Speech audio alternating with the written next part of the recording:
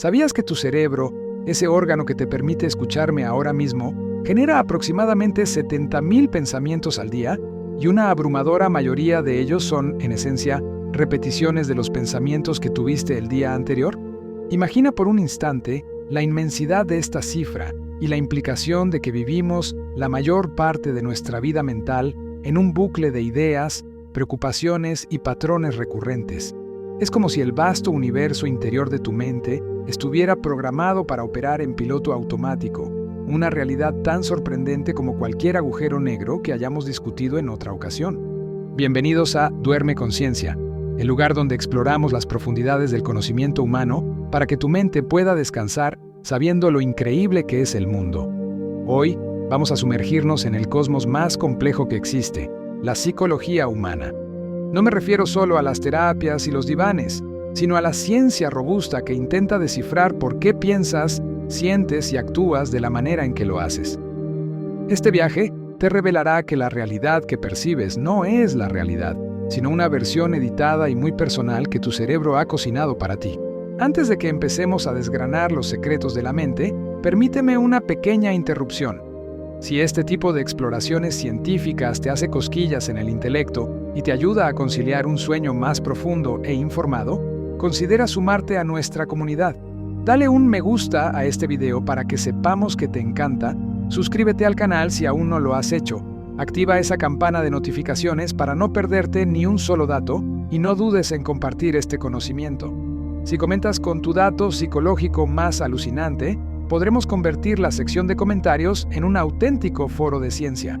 Ahora sí, acomódate, baja las luces y prepárate para que tu visión sobre ti mismo cambie por completo.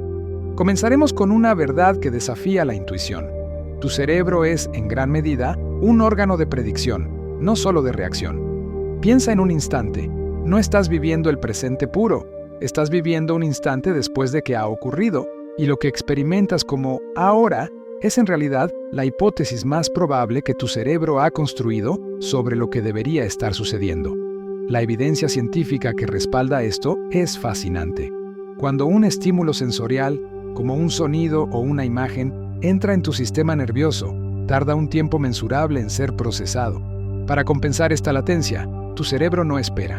En lugar de eso, utiliza patrones de información previa, memorias y expectativas para llenar el vacío temporal y espacial. Crea una simulación futura de la realidad para que, cuando la información real llegue, tú ya te sientas preparado para actuar. Este mecanismo es esencial para la supervivencia. Si tu cerebro tuviera que esperar a procesar el 100% de la información de un depredador antes de que reaccionaras, ya sería su cena. Así, tu mente opera en un modo predictivo constante, generando una simulación del mundo, y esa simulación es lo que tú llamas realidad consciente. Este proceso nos lleva al primer concepto impactante de la psicología cognitiva, la ilusión de la certeza. Tendemos a creer que sabemos por qué hacemos las cosas. Cuando un psicólogo le pregunta a un sujeto por qué ha elegido un camino en un experimento o por qué prefiere un color sobre otro, la persona ofrece una explicación rápida y aparentemente lógica. El problema es que la neurociencia ha demostrado que en muchos casos, la decisión o la acción se tomó en una región cerebral subcortical, más antigua o emocional, antes de que la conciencia la registrara. La explicación que se ofrece a posteriori es lo que los científicos llaman una confabulación o una justificación racional. No es una mentira deliberada, sino un intento de la parte consciente de tu mente, a menudo asociada con el hemisferio izquierdo, aunque la división ya no es tan estricta, de dar sentido a una acción que ya ha ocurrido. Tu cerebro odia el vacío explicativo y prefiere inventar una razón plausible a admitir simplemente lo hice. Esto sugiere una fractura fundamental en tu autoconocimiento. No eres tan dueño de tus motivos como te gustaría pensar. Profundicemos en un aspecto concreto de esta construcción mental, la naturaleza plástica de tu memoria. Olvídate de la metáfora de que la memoria es como una grabación de video o una biblioteca. Los datos científicos demuestran que tu memoria es más parecida a una página de Wikipedia que cualquiera puede editar, incluso tú mismo. Cada vez que recuerdas un evento, no estás accediendo a un archivo estático, sino que estás reconstruyendo activamente ese evento a partir de fragmentos, y en el proceso lo estás reeditando ligeramente. Los psicólogos Elizabeth Loftus y otros han demostrado cómo la información posterior a un evento puede alterar radicalmente el recuerdo original. Por ejemplo, simplemente cambiar la palabra en una pregunta, como preguntar ¿a qué velocidad se estrellaron los coches?, en lugar de ¿a qué velocidad se tocaron los coches?, puede hacer que los testigos recuerden una velocidad mayor y la presencia de cristales rotos que nunca existieron. Esto tiene implicaciones profundas, no solo para los testimonios legales, sino para tu propia identidad. Gran parte de lo que consideras tu historia personal es una narrativa que has estado puliendo y adaptando a lo largo del tiempo para encajar con tu yo actual. Tu pasado es, en esencia, un cuento dinámico que constantemente se pone al día. Pasemos ahora a la misteriosa vida que llevas cada noche, el sueño y la conciencia. No hay nada más intrigante en la psicología que el estado en que pasas un tercio de tu existencia. Científicamente, el sueño no es un apagón, es una reorganización de la actividad cerebral. Mientras duermes, tu cerebro pasa por ciclos definidos que incluyen la etapa REM, movimiento rápido de ojos, el periodo de actividad onírica más intensa. El dato sorprendente aquí es la función de los sueños, que sigue siendo objeto de un debate acalorado. Una de las teorías más robustas, la hipótesis de la consolidación de la memoria, postula que, durante el sueño de ondas lentas, tu cerebro está literalmente clasificando, transfiriendo y consolidando la información del día. Es como una limpieza y defragmentación del disco duro mental. La etapa REM, donde ocurren los sueños más vívidos y a menudo extraños, parece estar vinculada a la integración emocional y la resolución de problemas.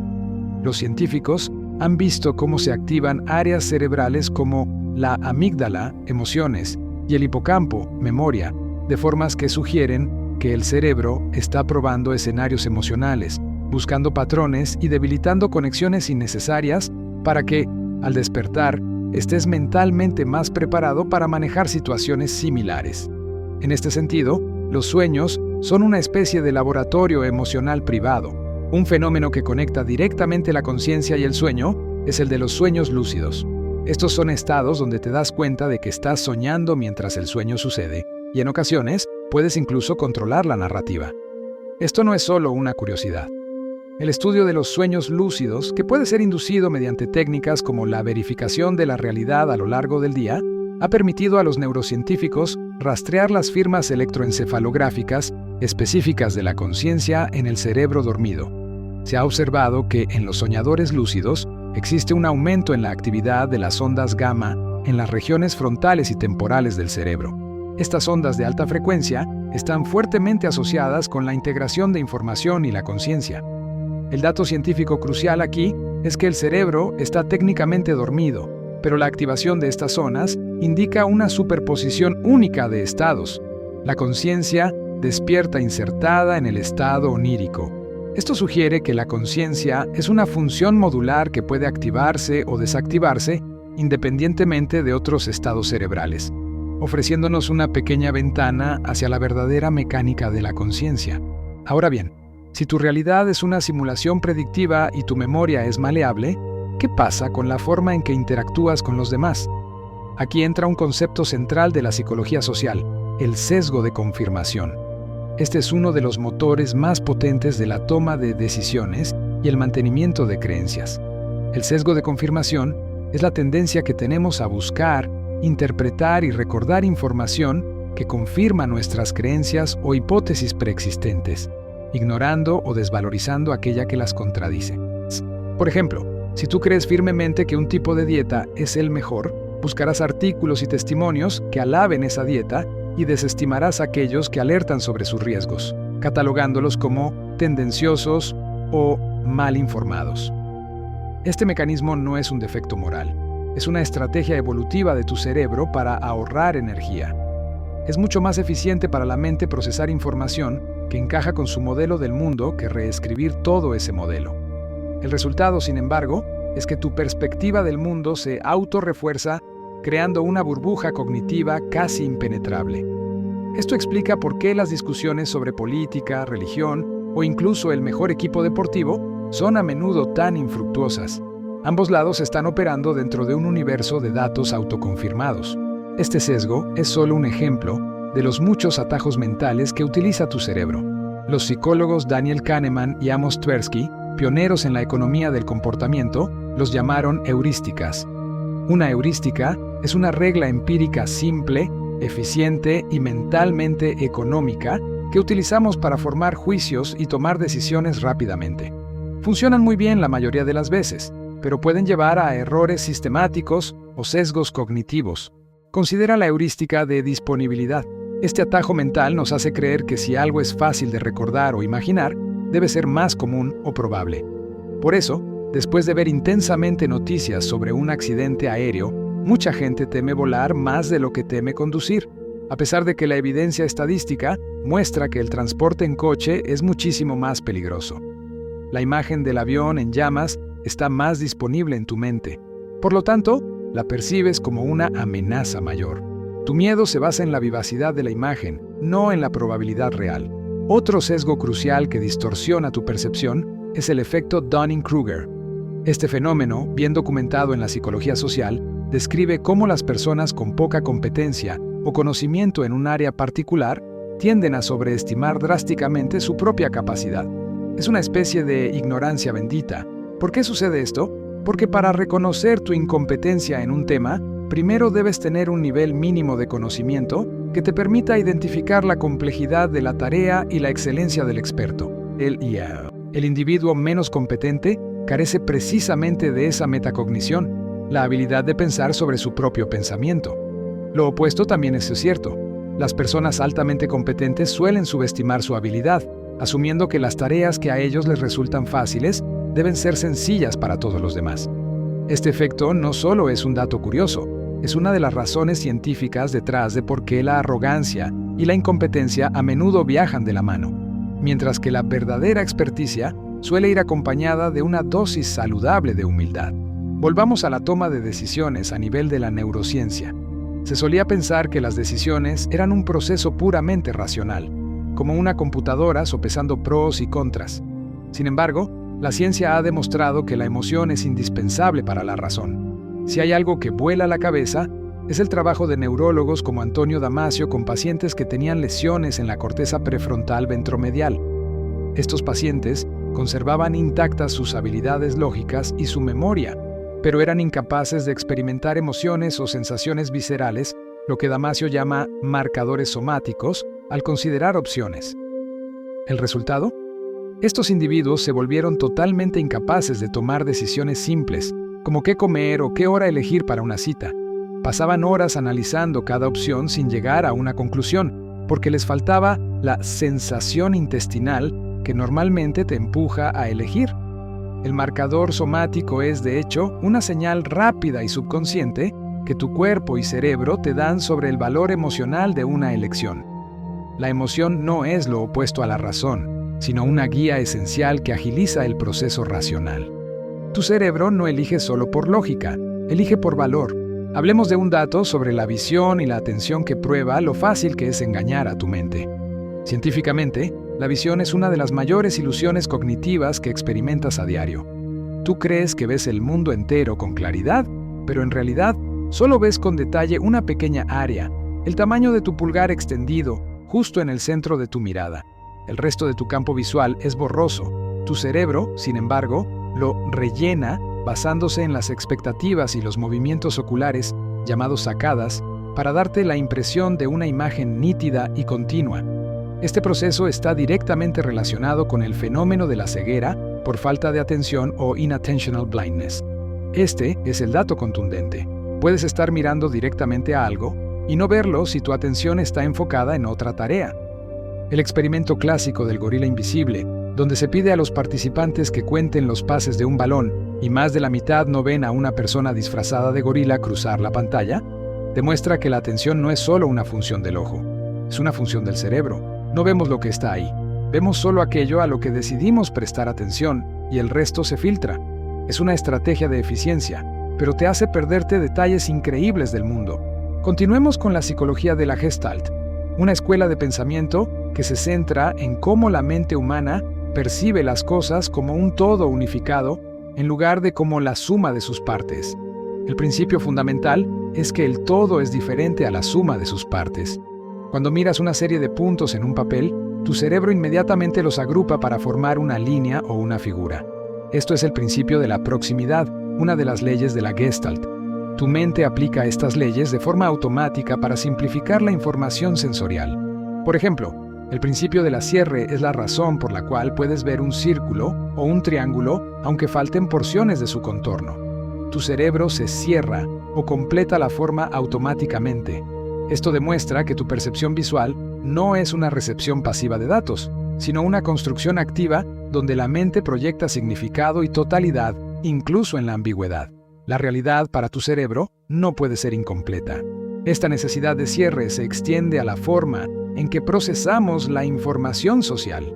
El efecto Zeigarnik es un fenómeno psicológico que establece que las personas recuerdan mejor las tareas inconclusas o interrumpidas que las tareas que han completado.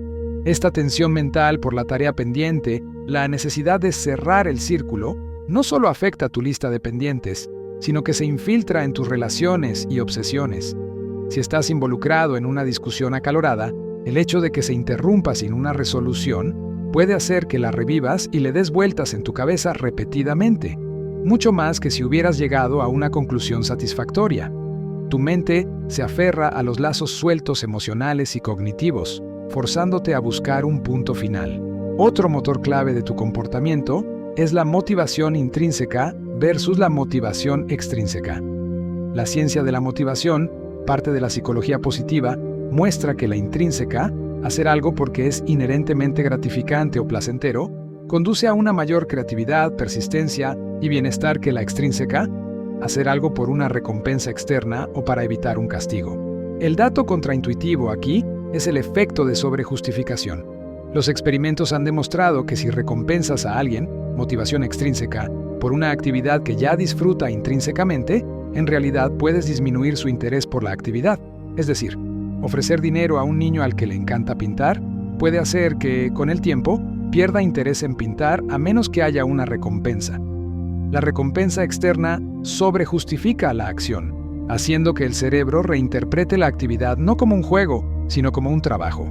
Es una lección vital sobre cómo la introducción de un sistema de recompensas puede sabotear el placer natural. Finalmente, en esta primera inmersión, consideremos el poder de tu entorno social, específicamente el fenómeno de la disonancia cognitiva. Este es un estado de tensión mental que sientes cuando sostienes dos o más creencias, ideas o valores contradictorios, o cuando tu comportamiento contradice tus creencias. Para aliviar esta incomodidad, tu mente hará malabares mentales no para cambiar la acción ya realizada, sino para cambiar la creencia para que se ajuste a la acción. El experimento clásico de Leon Festinger demostró que aquellos a los que se les pagó menos, solo $1, por mentir acerca de lo interesante que era una tarea aburrida, cambiaron genuinamente su creencia y comenzaron a pensar que la tarea era más interesante en comparación con aquellos a los que se les pagó más, $20. ¿Por qué? El grupo del dólar no podía justificar la mentira con la pequeña recompensa, por lo que su cerebro tuvo que resolver la disonancia, cambiando la creencia para justificar su comportamiento. El grupo de $20 podía decir, mentí por la plata, sin disonancia. Tu mente siempre busca la armonía interna, incluso si para ello debe distorsionar la verdad o cambiar tus convicciones.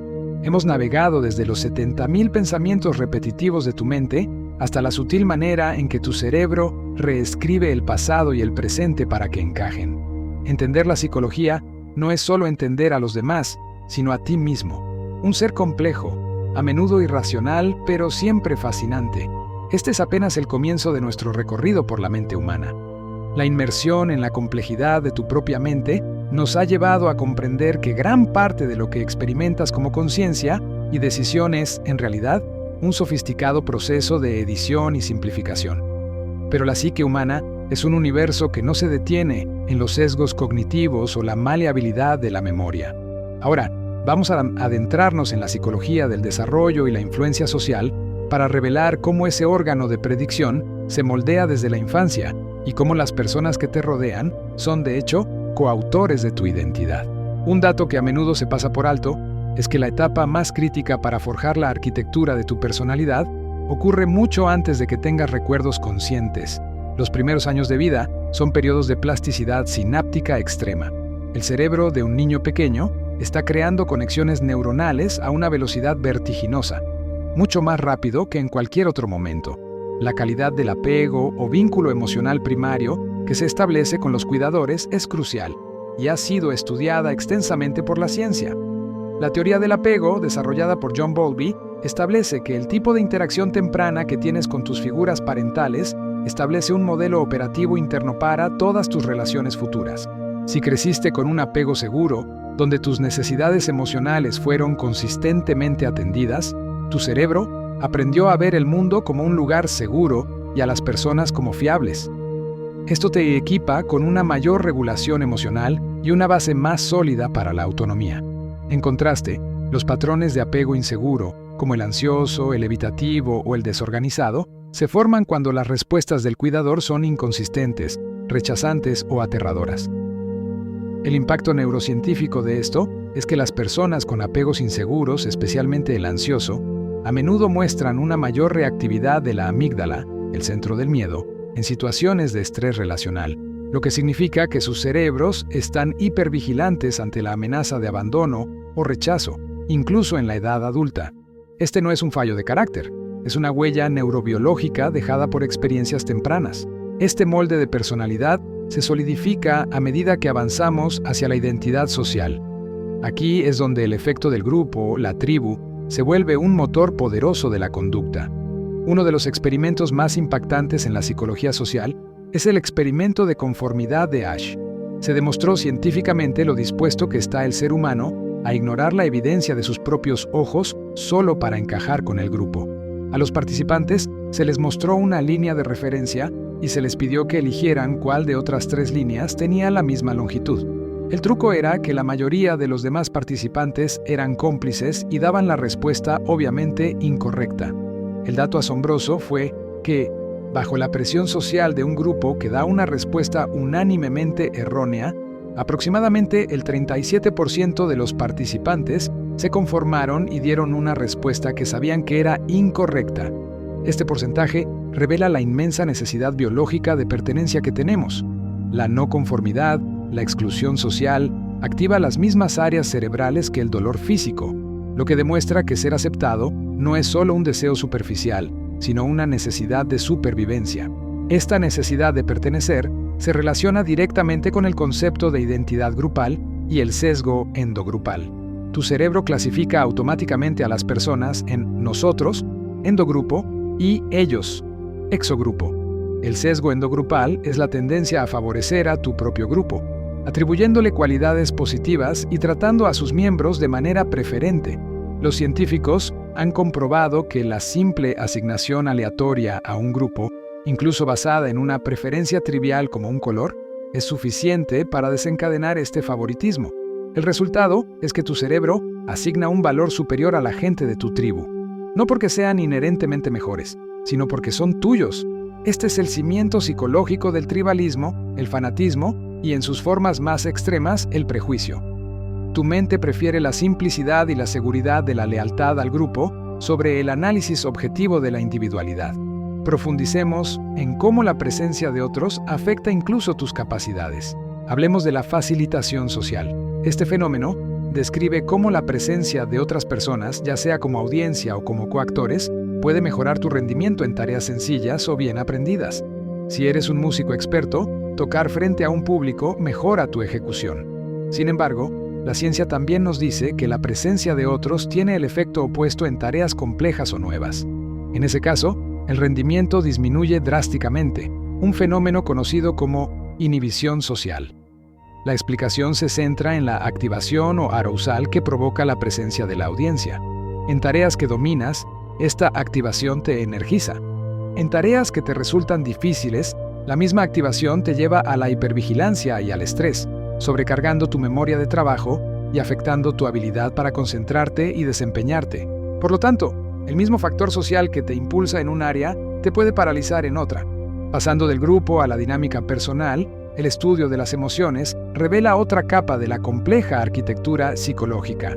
Se creía que las emociones eran reacciones puramente automáticas, pero la evidencia reciente, como la teoría de la construcción de la emoción de Lisa Feldman Barrett, sugiere algo mucho más complejo. Esta teoría postula que las emociones no son entidades preprogramadas en el cerebro. En cambio, son construcciones mentales que tu cerebro crea en el momento, combinando tres elementos principales: la sensación corporal básica, el afecto, la información contextual y los conceptos emocionales que has aprendido a través de la cultura y el lenguaje. Cuando sientes una aceleración del corazón y sudoración, tu cerebro toma esas sensaciones viscerales, mira tu entorno, estoy solo en el bosque oscuro, y utiliza tu vocabulario emocional, miedo, para crear la experiencia de sentir miedo. Si tu vocabulario emocional fuera más limitado, podrías experimentar la misma sensación visceral, pero no etiquetarla como miedo con la misma precisión. El dato crucial es que, para esta teoría, no existe un circuito cerebral único para el miedo, la tristeza o la felicidad. Tu cerebro utiliza una red de áreas para construir la experiencia emocional. Esto le otorga un poder fascinante a tu alfabetización emocional. Cuanto más rico y matizado sea tu vocabulario para las emociones, más finamente podrás regular tus estados internos, porque podrás diferenciarlos y responder a ellos de manera más precisa. Esta idea de la construcción mental nos lleva a la psicología de la percepción, más allá de las ilusiones ópticas que vimos antes. Pensemos en el efecto priming o de preactivación. Este es uno de los fenómenos más sutiles pero poderosos que demuestra el control subconsciente sobre tu comportamiento. El priming ocurre cuando la exposición a un estímulo, una palabra, una imagen, un sonido, influye en la respuesta a un estímulo posterior sin que tú seas consciente de esa influencia. Por ejemplo, en estudios controlados, si a los participantes se les pide que lean o escuchen palabras relacionadas con la vejez, como olvidadizo, florida o gris, luego caminan físicamente más lento por un pasillo al salir del experimento, sin darse cuenta de por qué. Tu cerebro toma atajos semánticos, activa el concepto de vejez, y el cuerpo responde imitando el comportamiento asociado a ese concepto. El priming demuestra que estás constantemente bajo la influencia de señales ambientales subconscientes que determinan tus actitudes y acciones. Ahora, analicemos el lado oscuro de la cognición, el mecanismo de defensa psicológica. Estos son procesos mentales automáticos e inconscientes que utiliza tu yo para reducir la ansiedad generada por conflictos internos o amenazas externas. Aunque inicialmente fueron conceptualizados por la escuela psicoanalítica, han encontrado validación y redefinición en la psicología moderna. Uno de los más universales es la racionalización, inventar explicaciones lógicas y socialmente aceptables para justificar comportamientos, pensamientos o sentimientos que son en realidad inaceptables o impulsivos. Por ejemplo, si un estudiante hace trampa en un examen, podría racionalizarlo diciendo: todo el mundo lo hace y la nota es injusta de todos modos. Tu mente no solo busca la armonía, disonancia cognitiva, sino que activamente fabrica coartadas para proteger tu autoimagen. Otro mecanismo poderoso es la proyección. Este es el acto de atribuir tus propios pensamientos, motivos o sentimientos inaceptables a otra persona. Si tú sientes una envidia intensa hacia un compañero de trabajo, podrías comenzar a creer que, en realidad, él es el que te tiene envidia a ti. Este mecanismo te permite lidiar con la emoción negativa sin tener que admitir un rasgo que consideras vergonzoso o inaceptable en ti mismo. La proyección es un error de atribución que surge de la necesidad de mantener la integridad del self a cualquier costo emocional. La ciencia también ha arrojado luz sobre la psicología del hábito. Más del 40% de las acciones que realizas a diario no son decisiones conscientes, sino hábitos, bucles automatizados que se ejecutan sin esfuerzo mental. Un hábito se forma a través de un simple circuito neurológico: señal, cue, rutina, routine, recompensa, reward. La señal es el detonante, por ejemplo, ver la cafetera. La rutina es la acción, beber café. La recompensa es el sentimiento positivo que refuerza el bucle, la sacudida de cafeína. El dato más relevante científicamente es que la rutina del hábito se almacena en los ganglios basales, una parte primitiva y profunda del cerebro, diferente a la corteza prefrontal, donde se toman las decisiones conscientes. Una vez que un hábito está grabado en los ganglios basales, es increíblemente difícil de borrar. La clave para cambiar un mal hábito no es intentar eliminar la rutina, sino mantener la señal y la recompensa e insertar una rutina diferente que satisfaga el mismo deseo de recompensa. Este conocimiento es fundamental para el cambio de comportamiento. Hablemos ahora de la psicología positiva, un campo relativamente moderno que se enfoca en estudiar lo que hace que la vida valga la pena y no solo lo que está mal con ella. El dato impactante aquí es la adaptación hedónica. Los estudios demuestran que, ya sea que te ganen la lotería o sufras una lesión grave, tus niveles de felicidad tienden a volver a un punto de ajuste o baseline emocional después de un periodo de tiempo. Tu cerebro se adapta con asombrosa rapidez a las nuevas circunstancias, tanto positivas como negativas. Ese auto nuevo y brillante te da un pico de felicidad, pero pronto se convierte en tu nuevo normal. Este proceso es un mecanismo de supervivencia que te permite no quedar paralizado por la desgracia ni satisfecho en exceso, manteniéndote siempre motivado a buscar más. El conocimiento de la adaptación hedónica es clave, pues sugiere que la verdadera felicidad duradera no proviene de eventos externos, sino de actividades intencionales y recurrentes que son inmunes a la adaptación, como el ejercicio, la meditación o la gratitud. El fenómeno de la gratitud, por ejemplo, es más que un sentimiento amable, es una poderosa intervención psicológica con base científica. La práctica regular de la gratitud, a través de ejercicios sencillos como escribir 3 cosas buenas que te pasaron cada noche, ha demostrado en estudios longitudinales que puede reconfigurar los circuitos cerebrales. Al enfocarte conscientemente en aspectos positivos, estás fortaleciendo las vías neuronales asociadas al bienestar y la recompensa, volviendo a tu cerebro más sensible a las experiencias positivas futuras. La gratitud es, científicamente hablando, un entrenamiento cerebral que eleva tu punto de ajuste hedónico. Para finalizar esta etapa del guión, volvamos a la neurociencia de la empatía. La capacidad de comprender y compartir los sentimientos de otro no es solo una virtud moral, tiene una base biológica. El descubrimiento de las neuronas espejo en la década de 1990 revolucionó la psicología y la neurociencia.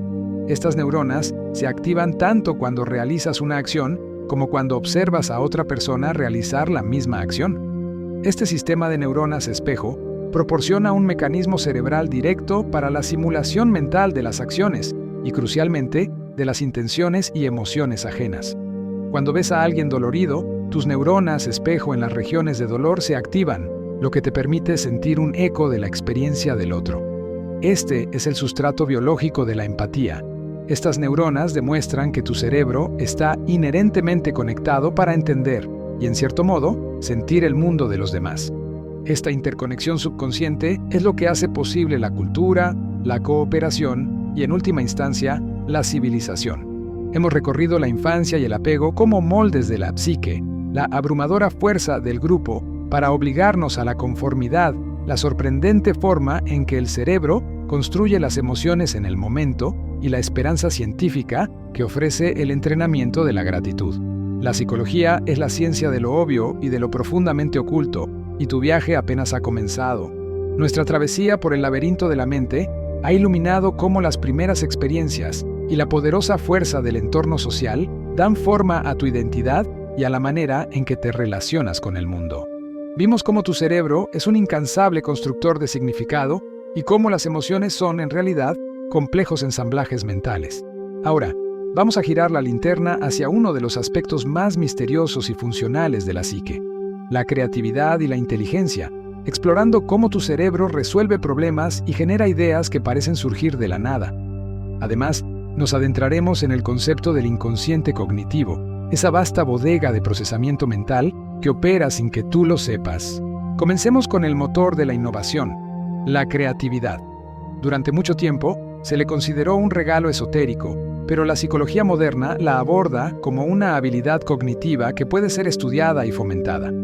La creatividad no es simplemente un rasgo, es un proceso que involucra la combinación de 2 tipos de pensamiento. El primero es el pensamiento divergente, que es la capacidad de generar muchas ideas diferentes o soluciones posibles a un problema. Piensa en una lluvia de ideas sin restricciones. El segundo es el pensamiento convergente, que es la habilidad de evaluar esas ideas y seleccionar la mejor o la más adecuada.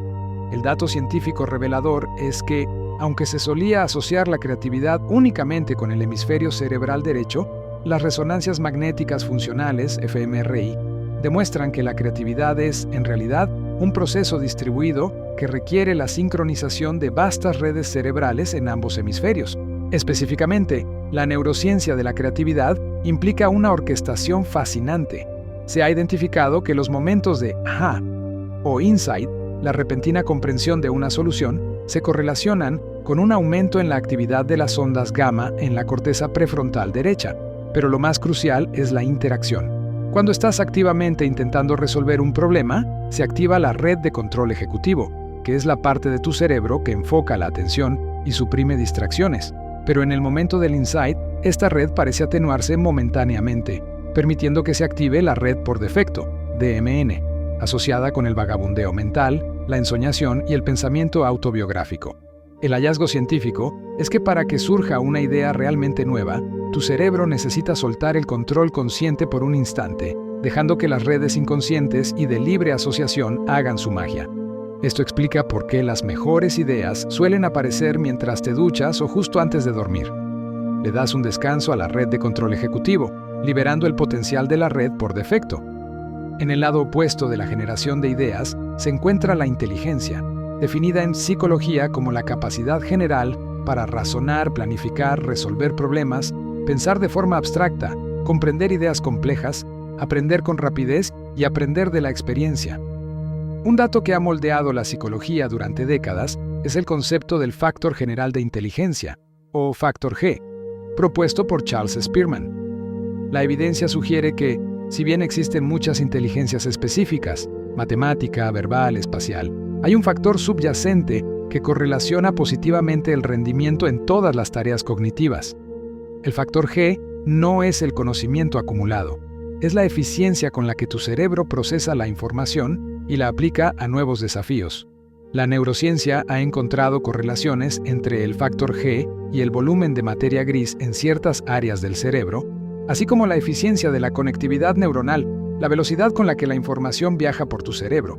El cerebro más inteligente no es necesariamente el más grande, sino el que funciona de manera más rápida y organizada, optimizando el uso de energía. Profundizando en la cognición, hablemos de cómo tu cerebro maneja la información sin tu conocimiento. El inconsciente cognitivo es un concepto fundamental que no debe confundirse con el inconsciente freudiano, lleno de deseos reprimidos. El inconsciente cognitivo es el vasto conjunto de procesos mentales y operaciones de procesamiento de información que se ejecutan automáticamente. Piensa en la diferencia entre caminar por primera vez, donde cada paso es una decisión consciente, y caminar ahora, donde el proceso se ejecuta sin esfuerzo. Un ejemplo contundente es el procesamiento paralelo. Tu cerebro está realizando miles de tareas simultáneamente fuera de tu conciencia. Mientras me escuchas, tu cerebro está regulando tu respiración, decodificando el tono de mi voz para detectar emociones, filtrando los ruidos de fondo, manteniendo tu postura y decidiendo si la palabra que acabas de escuchar es parte de una frase o el comienzo de una nueva. El dato asombroso es que la capacidad consciente de tu mente es extremadamente limitada. A menudo solo puede manejar 7, más o menos 2, piezas de información a la vez, según la clásica investigación de George Miller sobre la memoria a corto plazo. El inconsciente cognitivo, sin embargo, maneja el volumen masivo de información sensorial y de procesamiento que hace que tu realidad consciente parezca fluida e ininterrumpida. La conciencia es solo la punta del iceberg de tu actividad mental. Esta limitación en la conciencia nos lleva a un concepto vital en la psicología social, la profecía autocumplida. Este fenómeno, estudiado por Robert Merton, describe un proceso donde una creencia o expectativa falsa sobre una situación o persona lleva a la gente a comportarse de una manera que hace que la expectativa se vuelva real. Piensa en el clásico estudio de Rosenthal y Jacobson sobre el efecto Pigmalión en el aula. Se les dijo a los maestros que ciertos estudiantes habían sido identificados como brotes tardíos, con un potencial intelectual inmenso, cuando en realidad habían sido seleccionados al azar. Al final del año, esos estudiantes etiquetados mostraron ganancias significativamente mayores en el coeficiente intelectual. La expectativa falsa del maestro alteró su comportamiento sutilmente, dándoles más atención, feedback más positivo o desafíos más difíciles, lo que a su vez afectó el rendimiento real del alumno. Tus creencias sobre ti mismo y sobre los demás, aunque sean infundadas, tienen el poder científico de moldear la realidad. Adentrándonos en la psicología de la personalidad, es vital entender el debate entre la estabilidad y el cambio. ¿Tu personalidad es fija o evoluciona? La evidencia científica más reciente, basada en el modelo de los 5 grandes factores de la personalidad, Big Five, apertura a la experiencia, responsabilidad o conciencia, extroversión, amabilidad y neuroticismo, o SEAN por sus siglas en inglés, sugiere una respuesta matizada. El dato crucial es este: tu personalidad es relativamente estable en la edad adulta, después de los 30 años, pero no está petrificada. Los estudios longitudinales revelan que, en promedio, las personas tienden a volverse más responsables y más amables a medida que envejecen, y ligeramente menos neuróticas y menos extrovertidas. Esto se conoce como el principio de madurez, un proceso de ajuste psicológico que te hace más apto para el funcionamiento social y personal con el paso de los años. El cambio no es drástico, pero demuestra que el trabajo terapéutico, las nuevas experiencias o los grandes eventos vitales, como la paternidad, tienen la capacidad científica de modular estos rasgos fundamentales. ¿No estás condenado a ser exactamente la persona que eras a los 20 años? Otro aspecto fundamental de la personalidad es el locus de control. Desarrollado por Julian Rotter, este concepto describe la medida en que crees que puedes controlar los eventos que te afectan. Las personas con un locus de control interno creen que sus propios esfuerzos, habilidades y decisiones son los principales determinantes de sus resultados. Creen, yo hago que las cosas pasen. Las personas con un locus de control externo creen que los resultados se deben principalmente a factores externos, como la suerte, el destino o las acciones de otros. Creen, las cosas me pasan a mí. La evidencia psicológica es clara. Un locus de control interno se correlaciona fuertemente con una mayor motivación al logro, mejor rendimiento académico, menor ansiedad y mayor resiliencia ante el estrés. La forma en que percibes tu capacidad de agencia en el mundo tiene un impacto directo y medible en tu bienestar y éxito. Retomando la influencia social, es imposible ignorar la psicología de la persuasión. La mente humana no es solo lógica al ser convencida, utiliza atajos basados en la fuente de la información y la emoción. Robert Cialdini, uno de los expertos más reconocidos en la persuasión, identificó 6 principios universales que activan respuestas automáticas en tu cerebro. Uno de los más potentes es el principio de la escasez. Científicamente, la idea de que algo es limitado o que pronto dejará de estar disponible genera un aumento en la activación del miedo a la pérdida en el cerebro. La aversión a la pérdida es más fuerte que el deseo de ganar, lo que te impulsa a actuar rápidamente para asegurar el artículo o la oportunidad. La creencia de que esto es solo por tiempo limitado no es un truco de marketing cualquiera. Es una activación psicológica directa de tu necesidad de poseer lo que otros no pueden tener. Otro principio persuasivo fascinante es el de la reciprocidad. Tu cerebro siente una obligación innata y subconsciente de devolver los favores o regalos que has recibido. Si alguien te da un pequeño obsequio inesperado, sientes una presión inmediata para corresponder con una devolución. Este es un mecanismo evolutivo que ha facilitado la cooperación en las sociedades humanas, pero que es explotado conscientemente en la persuasión. El dato científico aquí es que la reciprocidad no necesita ser equivalente. Un pequeño gesto inicial puede generar una respuesta desproporcionadamente grande por tu parte. Finalmente, en esta sección, toquemos el tema de la psicología del estrés y sus efectos neurológicos. El estrés crónico no es solo un estado mental desagradable, tiene efectos físicos medibles en tu cerebro. La exposición prolongada a altos niveles de la hormona del estrés, el cortisol, ha demostrado en estudios con imágenes cerebrales que puede encoger el hipocampo. El hipocampo es la región del cerebro crucial para el aprendizaje y la memoria, especialmente para la formación de nuevos recuerdos. El estrés crónico, por lo tanto, no solo te hace sentir ansioso, sino que puede reducir la capacidad física de tu cerebro para retener nueva información. Por otro lado, la psicología del manejo del estrés a través de la reestructuración cognitiva sugiere que no es el evento estresante en sí lo que te daña, sino tu interpretación y valoración del evento. Al cambiar conscientemente la narrativa interna de una amenaza a un desafío, puedes reducir significativamente la secreción de cortisol y mitigar sus efectos neurotóxicos. Hemos desvelado cómo la creatividad surge de la danza entre el control y el caos mental, cómo tu inconsciente gestiona la mayor parte de tu vida y cómo las etiquetas sociales pueden, literalmente, cambiar el destino de alguien. La mente es una máquina de predicción, influencia y adaptación incesante, y apenas estamos rascando la superficie de su complejidad. Nuestra exploración ha cubierto el vasto terreno desde la maleabilidad de la memoria hasta la danza neuronal de la creatividad y el efecto silencioso del inconsciente cognitivo. Ahora es momento de dirigir nuestra atención a la psicopatología, el estudio científico de los trastornos mentales, y a la psicofisiología, la conexión ineludible entre tu mente y tu cuerpo, revelando que lo que sientes en tu psique siempre se manifiesta en tu biología. Comencemos con el impactante dato de que la mente humana tiene un sesgo hacia la negatividad, un fenómeno conocido científicamente como el sesgo de negatividad. Este no es un signo de debilidad, sino un rasgo evolutivo. Tu cerebro está genéticamente programado para prestar más atención, aprender más rápido y recordar mejor la información negativa, las amenazas y las experiencias desagradables que las positivas. Por ejemplo, en estudios controlados, las personas recuerdan con mayor detalle un insulto que un cumplido. Este mecanismo era vital para la supervivencia de nuestros ancestros. No era tan peligroso ignorar una flor como ignorar un depredador. El cerebro prioriza lo malo porque su objetivo principal es mantenerte vivo. La implicación psicológica es que, en el mundo moderno, debes realizar un esfuerzo consciente para procesar y retener la información positiva, ya que tu mente la desecha automáticamente como información no esencial para la supervivencia. Este sesgo de negatividad es un precursor clave para entender los trastornos de ansiedad y depresión. La depresión, por ejemplo, no es solo sentirse triste. Desde una perspectiva neurocientífica, a menudo se asocia con una actividad reducida en la corteza prefrontal dorsolateral, el área responsable de la toma de decisiones, la planificación y la regulación emocional, mientras que puede haber una hiperactividad en el sistema límbico, incluyendo la amígdala.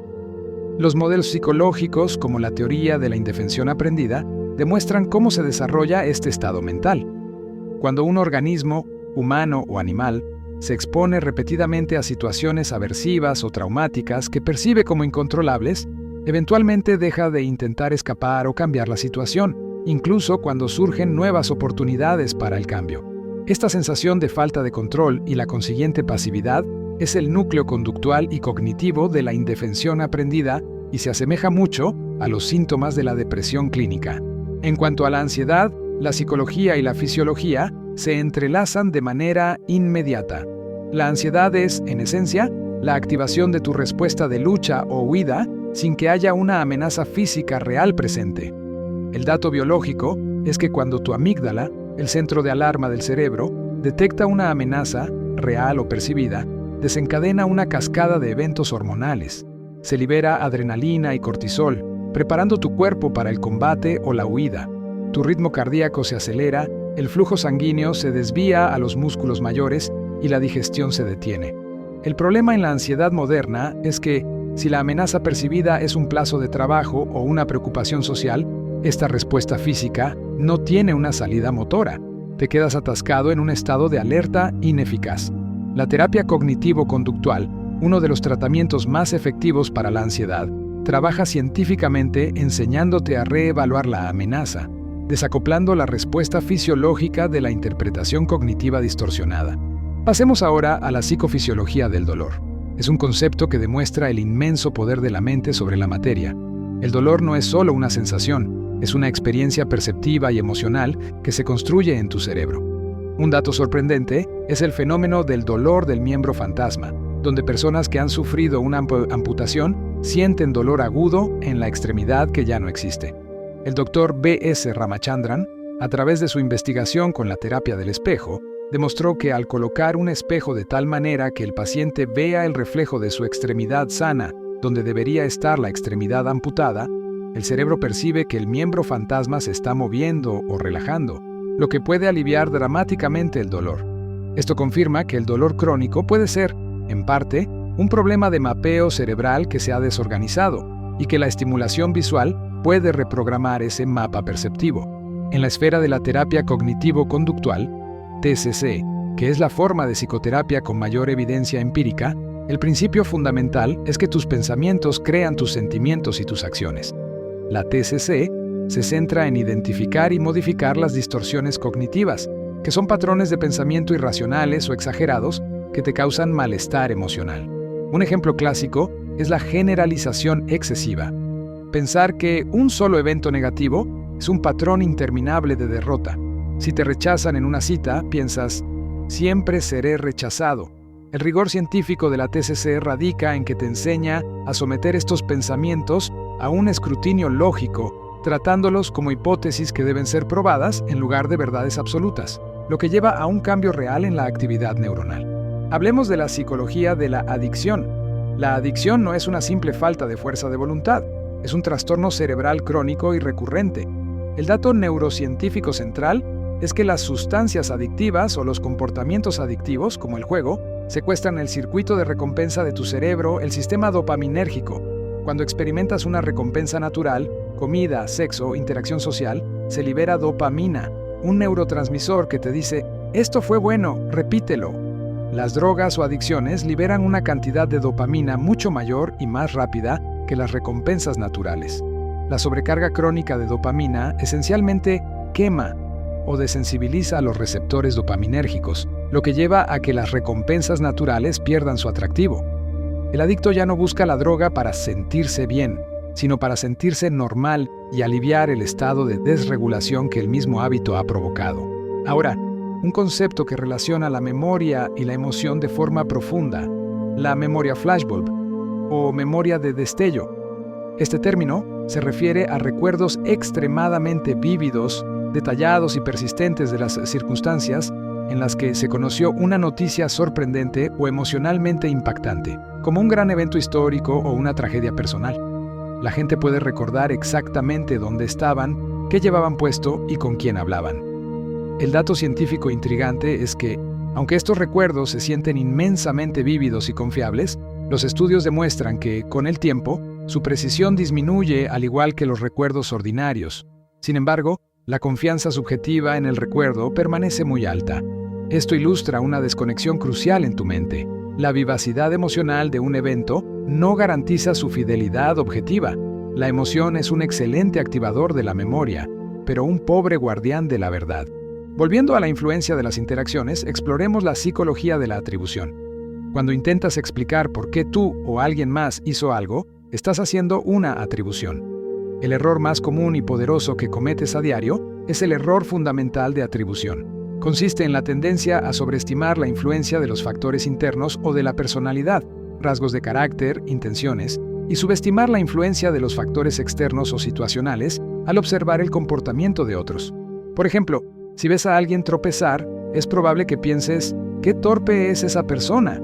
Atribución interna, en lugar de, el piso debe estar resbaladizo, atribución externa. Sin embargo, cuando tú tropiezas, haces la atribución opuesta, culpando a las circunstancias. Este sesgo tiene implicaciones sociales masivas, ya que te hace juzgar de forma mucho más dura a los demás de lo que te juzgas a ti mismo.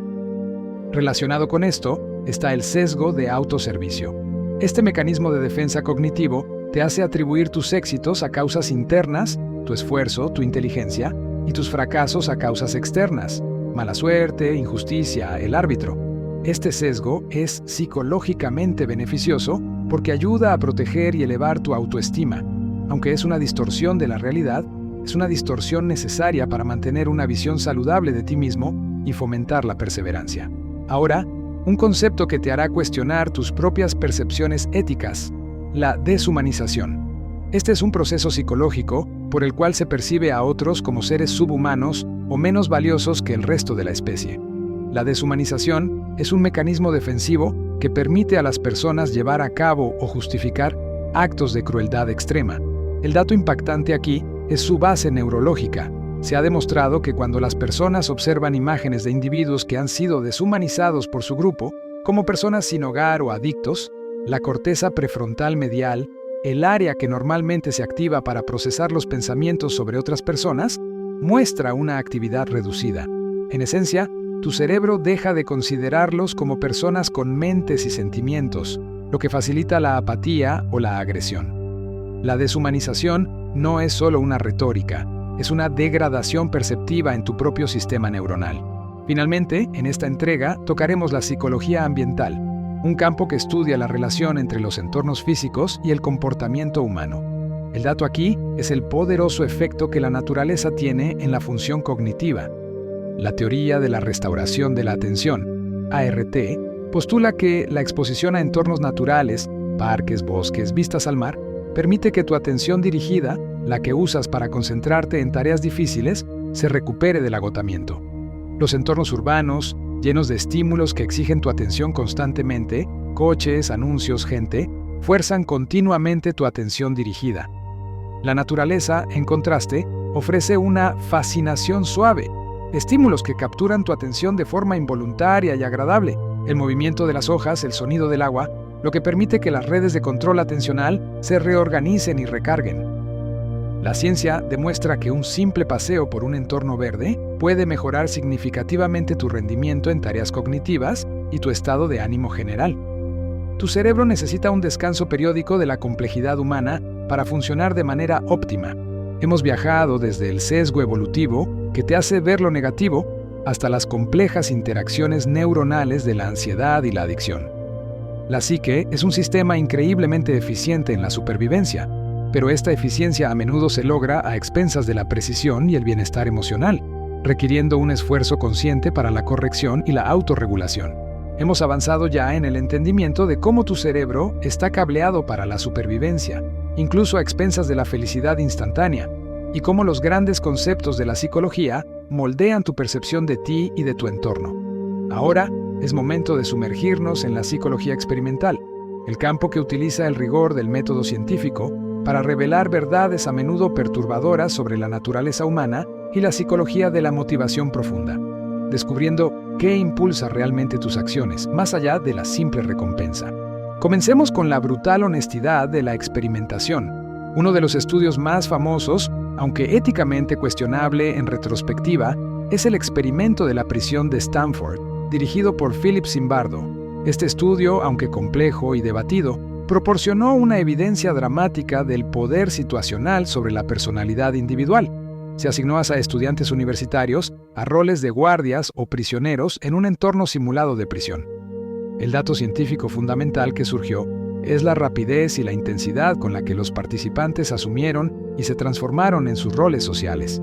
Los guardias se volvieron autoritarios y sádicos, mientras que los prisioneros se volvieron pasivos y angustiados, todo en cuestión de días. Este experimento subraya la aterradora idea de que, bajo ciertas presiones sistémicas o de rol, la situación puede ser un predictor más potente de tu comportamiento que tu propia personalidad, volando por los aires la creencia de que somos totalmente dueños de nuestras acciones en cualquier contexto. Relacionado con la obediencia, otro experimento clave es el de Milgram, sobre la obediencia a la autoridad. Este estudio expuso la disposición de personas comunes a obedecer órdenes dadas por una figura de autoridad, incluso cuando esas órdenes entraban en conflicto con su conciencia moral, implicando la administración de descargas eléctricas supuestamente dolorosas a un aprendiz, que era un cómplice. El resultado que impacta la cabeza de cualquiera es que un sorprendente 65% de los participantes continuaron administrando el máximo nivel de descarga, etiquetado como peligroso y severo, hasta el final. La conclusión psicológica es que la autoridad percibida crea una transferencia de responsabilidad en la mente del individuo. Cuando sientes que el experto o la figura de poder asume la responsabilidad de la acción, la presión moral para detenerse se reduce drásticamente, lo que demuestra la facilidad con la que la estructura social puede anular el juicio ético personal. Pasemos ahora a la psicología del aprendizaje, específicamente al condicionamiento clásico y el condicionamiento operante. El primero, desarrollado por Ivan Pavlov, nos enseñó que puedes ser programado para asociar un estímulo que no tiene significado, como el sonido de una campana, con una respuesta biológica natural, salivación. El dato crucial es que esto ocurre a un nivel involuntario y automático. El segundo, estudiado por B.F. Skinner, muestra que el comportamiento es determinado por sus consecuencias, reforzadores y castigos. La ciencia del condicionamiento operante nos dice que si un comportamiento es reforzado, se le añade algo agradable o se le quita algo desagradable, es más probable que se repita. Si es castigado, es menos probable. El refuerzo positivo, dar algo bueno, es científicamente, mucho más efectivo para moldear el comportamiento a largo plazo que el castigo. Los psicólogos han demostrado que la recompensa intermitente e impredecible, el tipo de refuerzo que usa una máquina tragamonedas, es la más adictiva y resistente a la extinción, lo que explica gran parte de las adicciones conductuales. Ahora, analicemos la psicología de la felicidad con una mirada diferente. El trabajo del psicólogo Mihaly Csikszentmihalyi sobre el concepto de flujo o flow es esclarecedor. El flujo es un estado mental de operación total y enfocada que experimentas cuando estás completamente inmerso y disfrutando en una actividad. Es el estado donde la conciencia de uno mismo y el paso del tiempo se desvanecen. El dato impactante es que el flujo ocurre cuando el desafío de una tarea se equilibra perfectamente con tus habilidades. Si el desafío supera tu habilidad, sientes ansiedad. Si tu habilidad supera el desafío, sientes aburrimiento. La felicidad óptima no se encuentra en la relajación pasiva, sino en el compromiso activo con una tarea que te estira hasta el límite de tus capacidades.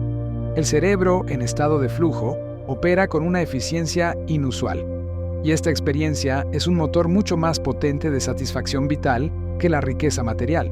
Hablemos de la psicología del consumo y cómo tu cerebro decide gastar dinero. Aquí entra en juego el concepto de contabilidad mental.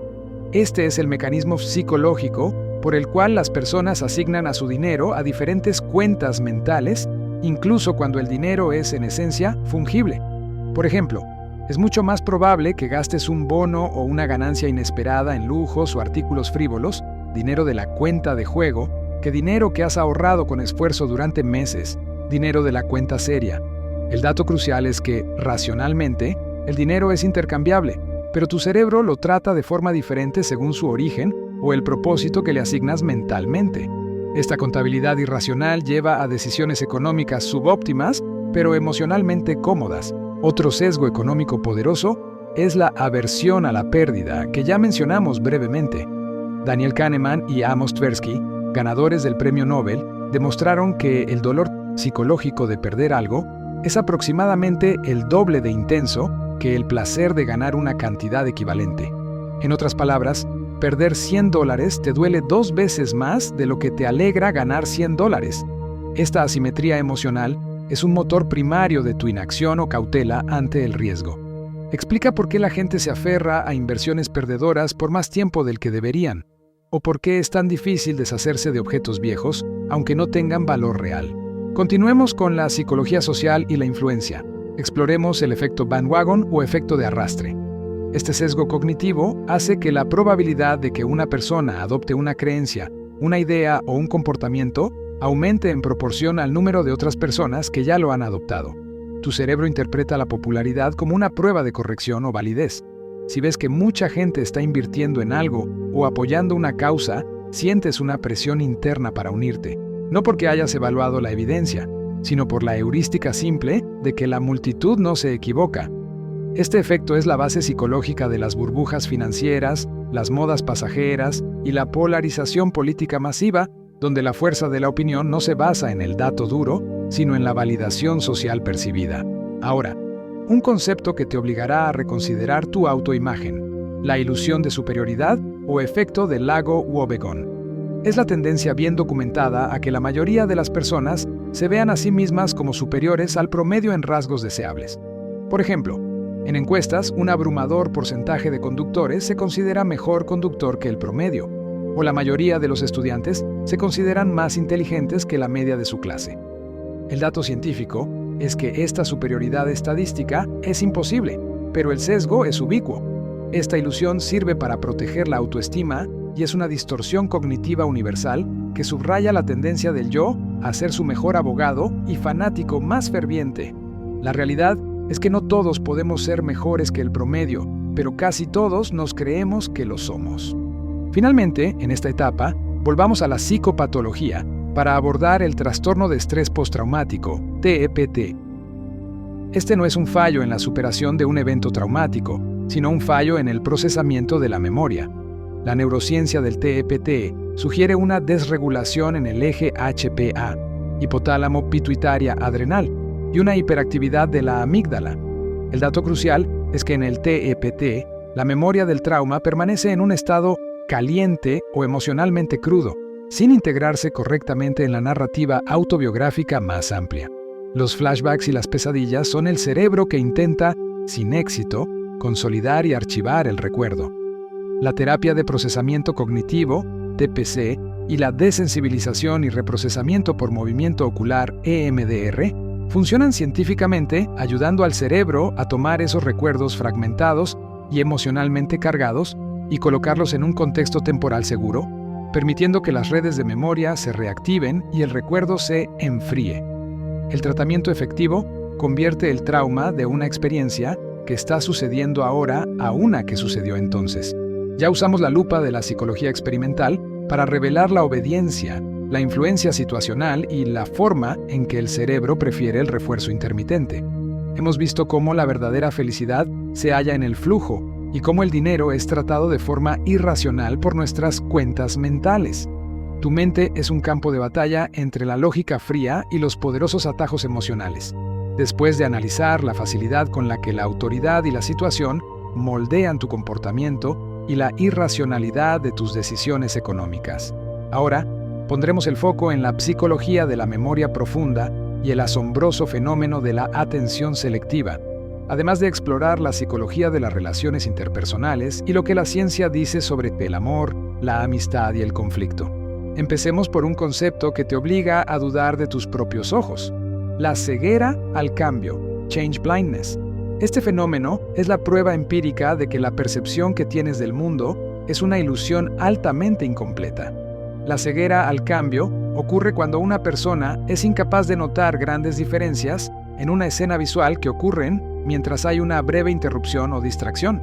El dato científico fundamental es que, si la escena no está siendo activamente atendida por tu conciencia, puedes fallar en notar la desaparición de objetos grandes, cambios de color o incluso la sustitución de una persona por otra. Esto demuestra que no procesas la imagen del mundo como un todo detallado, sino que construyes un modelo de la realidad y solo actualizas los detalles que tu atención considera relevantes. Es un mecanismo de ahorro de energía.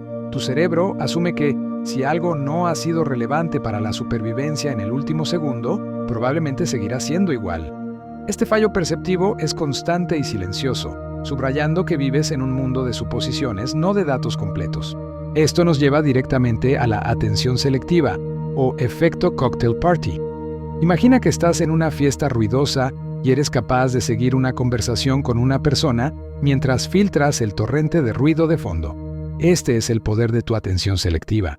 El dato fascinante es que tu cerebro no solo está bloqueando los sonidos irrelevantes, está procesando activamente la información del fondo a un nivel subconsciente, y si alguien de repente menciona tu nombre, tu atención se desplaza instantáneamente hacia esa fuente.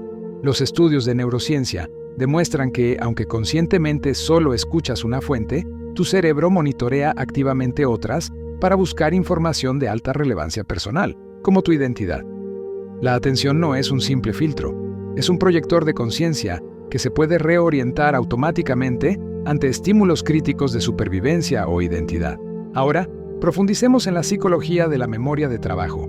Esta es tu capacidad para mantener y manipular información temporalmente y es esencial para el razonamiento y la toma de decisiones. Recuerda que mencionamos la limitación de tu capacidad consciente, los famosos 7 chunks de información. El dato contundente es que tu memoria de trabajo no solo tiene una capacidad limitada, sino que también tiene una duración limitada, generalmente de solo unos 20 a 30 segundos, sin repetición o rehearsal. El acto de olvidar no es una falla, es una función. Tu mente debe desalojar constantemente información vieja e irrelevante para hacer espacio a la nueva. El olvido activo es una forma de limpieza cognitiva esencial para que tu cerebro no se sobrecargue y pueda operar con eficiencia. Pasemos al vasto reino de las relaciones interpersonales y la química del amor. La psicología biológica ha identificado 3 sistemas cerebrales principales que orquestan el amor romántico, cada uno asociado a diferentes neurotransmisores. El primero es la lujuria, impulsada principalmente por las hormonas sexuales, testosterona y estrógeno. El segundo es la atracción, que es el estado de enamoramiento obsesivo, químicamente impulsado por altos niveles de dopamina, el sistema de recompensa, y norepinefrina, que causa euforia y palpitaciones, y bajos niveles de serotonina, similar al perfil químico del trastorno obsesivo-compulsivo, de ahí la obsesión. El tercer sistema es el apego, la calma y el vínculo duradero, impulsado por las hormonas del vínculo social, la oxitocina y la vasopresina.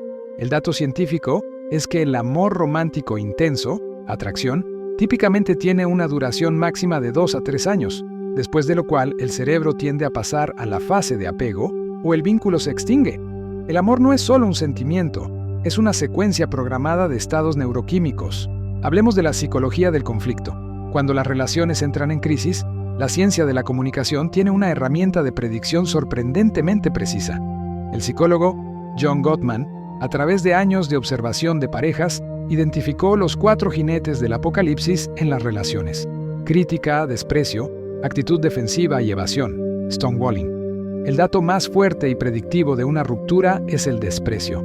El desprecio, que se manifiesta con sarcasmo, cinismo, insultos o burla, es el veneno emocional más potente porque comunica al otro que es visto como inferior o desagradable. Gottman afirma que la presencia constante del desprecio es un predictor de divorcio, con una precisión superior al 90%. Esto demuestra que la manera en que te comunicas y la intención emocional subyacente en tu mensaje son más importantes para la supervivencia de la relación que el tema del conflicto en sí. En el ámbito de la psicología cognitiva, volvamos a la forma en que tu cerebro percibe el tiempo, la ilusión de la velocidad del tiempo. ¿Por qué sientes que, a medida que envejeces, el tiempo parece acelerarse? La explicación científica está ligada a la novedad y la codificación de la memoria. Cuando eres joven, el mundo está lleno de novedades. Cada día está repleto de primeras veces. La primera vez que conduces, viajas, te enamoras. Tu cerebro procesa y archiva estas experiencias novedosas con gran detalle. Una gran cantidad de recuerdos detallados hace que el periodo de tiempo parezca más largo en retrospectiva. Cuando eres adulto, la vida se vuelve más rutinaria y la información se codifica de manera menos densa. El dato es que tu percepción de la duración del tiempo se basa en la densidad de nuevas experiencias memorables que codificas, no en la velocidad objetiva del reloj. Para ralentizar la vida, tu cerebro necesita novedad y la ruptura de la rutina. Aprovechemos esta idea para hablar de la psicología del juego y la recompensa. Tu cerebro responde de forma contundente a la novedad. Cuando te enfrentas a algo nuevo e inesperado, el núcleo accumbens, una parte clave del circuito de recompensa dopaminérgico, se activa fuertemente. El cerebro está literalmente programado para buscar y valorar la información nueva. Esta predilección por la novedad es el motor de la curiosidad y la exploración, y es esencialmente el mecanismo por el cual aprendes. Los psicólogos han demostrado que la expectativa de una recompensa, el pico de dopamina al anticipar algo, es a menudo más potente y placentera que la recompensa en sí misma.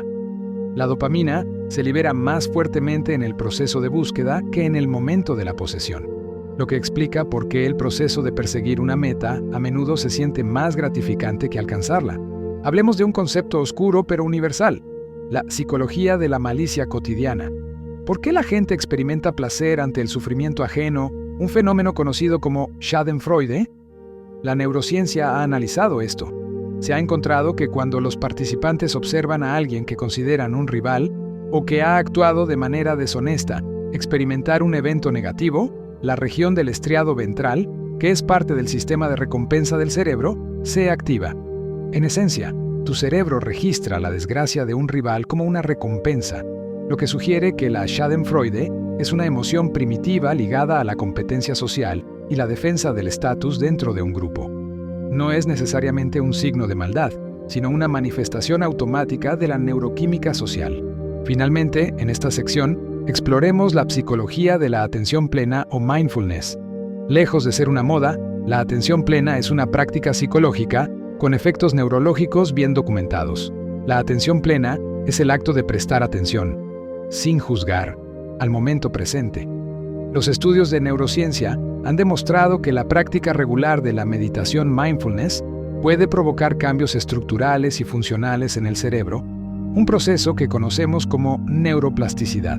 El dato clave es que puede llevar a un aumento en la densidad de la materia gris en áreas asociadas con la regulación emocional, como la corteza cingulada posterior y el cerebelo, y una disminución en la densidad de la amígdala. Esto sugiere que puedes entrenar tu cerebro para ser menos reactivo al estrés y más capaz de mantener la calma y la perspectiva, confirmando que la práctica mental puede reescribir la arquitectura física de tu mente. Hemos revelado cómo la falta de atención te vuelve ciego a los cambios obvios, cómo el amor es una coreografía de hormonas que tiene fecha de caducidad en su fase más intensa, y cómo la percepción de que el tiempo vuela está ligada a la falta de novedad en tu vida. La psicología te ofrece la asombrosa posibilidad de comprender y, con esfuerzo, reprogramar los patrones automáticos de tu propia existencia. Ahora, la lente de la psicología se dirige hacia la psicología de la decisión y la psicología moral, para desentrañar cómo el cerebro sopesa opciones y define lo correcto. Al observar estos procesos, se revela que la lógica pura es solo una parte de la ecuación. Las emociones y los atajos mentales dominan la forma en que eliges y juzgas. Existe un concepto central que te ayuda a entender por qué tus decisiones no son tan racionales como piensas: las heurísticas. Estos son atajos mentales o reglas empíricas simples que el cerebro utiliza para tomar decisiones rápidas y eficientes, especialmente cuando la información es escasa o el tiempo es limitado. El dato científico más revelador es que, si bien las heurísticas son esenciales para la vida diaria, permiten tomar miles de microdecisiones sin agotar tu energía mental. También son la fuente de la mayoría de tus sesgos cognitivos. Por ejemplo, la heurística de disponibilidad hace que juzgues la probabilidad de un evento basándote en la facilidad con la que puedes recordar ejemplos de ese evento. Si acabas de ver noticias sobre un accidente aéreo, tu cerebro te dirá que volar es más peligroso de lo que indican las estadísticas, simplemente porque ese recuerdo está disponible y es vívido. La mente prefiere la facilidad de la recuperación a la precisión estadística. Otro poderoso atajo mental es el efecto anclaje, anchoring effect. Este fenómeno describe cómo tu juicio o estimación numérica se ve desproporcionadamente influenciado por el primer dato de información que recibes, el ancla, incluso si es irrelevante. En experimentos, si se pide a un grupo estimar el porcentaje de países africanos en la ONU después de haber visto un número alto girado al azar, la estimación final es significativamente mayor que la de un grupo al que se le mostró un número bajo. La cifra inicial, aunque arbitraria, establece un punto de referencia mental que tu cerebro usa como base para realizar ajustes, y estos ajustes casi nunca son suficientes. Esto demuestra cómo la primera impresión, incluso en el ámbito numérico, moldea profundamente tu juicio final, un factor explotado constantemente en las negociaciones y los precios de venta. Al pasar a la psicología moral, el trabajo de Joshua Greene revela la profunda división entre la intuición emocional y el razonamiento lógico en la toma de decisiones éticas. Los científicos utilizan dilemas morales clásicos, como el dilema del tranvía, para mapear la actividad cerebral. En la versión más común, debes decidir si desvías un tranvía para que mate a una persona en lugar de a 5. La mayoría de la gente decide desviar el tranvía, un juicio utilitario o lógico. Sin embargo, en una variación donde se propone que empujes a una persona directamente con tus manos a las vías para salvar a esas 5 personas, la mayoría de la gente se niega.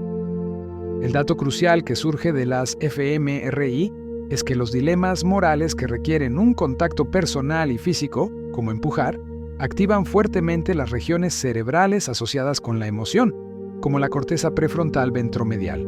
Los dilemas impersonales activan más las regiones asociadas con el razonamiento cognitivo, como la corteza prefrontal dorsolateral. La conclusión es que la moralidad no es una función única, es una competición neuronal entre tu impulso emocional, que grita "no hagas daño", y tu cálculo lógico, que busca el mayor bien para el mayor número. Profundizando en la psicología del engaño, el ser humano es sorprendentemente bueno en la autodecepción. La disonancia cognitiva, que ya mencionamos, se relaciona con el arte de mentirte a ti mismo para mantener la coherencia.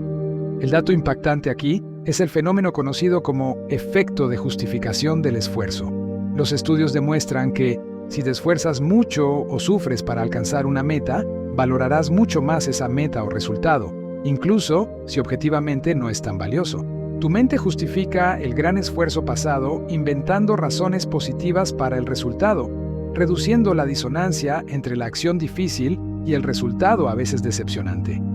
Es la razón por la que las novatadas universitarias o las iniciaciones difíciles funcionan. La mente necesita desesperadamente justificar el sufrimiento con una valoración exagerada de la pertenencia al grupo.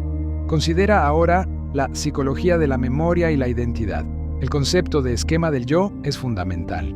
Este esquema es una red organizada de conocimiento sobre ti mismo que afecta cómo interpretas la información y cómo te recuerdas. El dato crucial es que la memoria no es solo un almacenamiento pasivo, es un proceso activo de reconstrucción. Cada vez que recuerdas un evento, lo estás editando ligeramente para que encaje con tu esquema del yo actual. Si te ves a ti mismo como una persona más valiente o más exitosa ahora, tu cerebro reescribirá sutilmente tus recuerdos pasados para alinearlos con esa nueva narrativa.